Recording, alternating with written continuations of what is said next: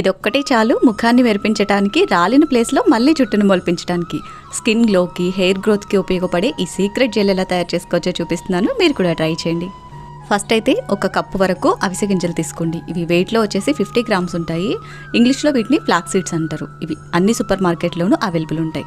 వీటిని ఒక పెద్ద బౌల్లోకి వేసేసుకుని 1 లీటర్ నీళ్లు పోసేసి మీడియం ఫ్లేమ్లో ఇవి జిగురుగా అయ్యేంత వరకు ఉడికించుకోవాలి. చూడండి, ఇలా జిగురుగా గంజిలాగా చిక్కబడాలి. ఇలా ఉడికిన తర్వాత స్ట్రైనర్ సహాయంతో వడకట్టి తీసేసుకోండి. వన్స్ ఇలా ఫిల్టర్ చేసుకున్న తర్వాత మళ్ళీ ఇవన్నీ కూడా ఇంకొకసారి బౌల్లో వేసేసి ఇంకో 1/2 లీటర్ నీళ్లు పోసి మళ్ళీ చిక్కగా తీగ పాకంలాగా అయ్యేంత వరకు ఉడికించేసుకుని వడకట్టి తీసుకోవాలి.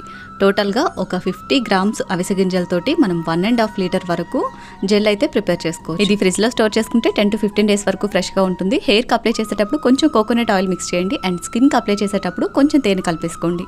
ఈ జెల్ వల్ల ఉపయోగాలు అన్నీ ఇన్ని కాదు. 1 minute వీడియోలో చెప్పడం కష్టం. వీలైతే ఫుల్ వీడియో చేస్తాను. డైలీ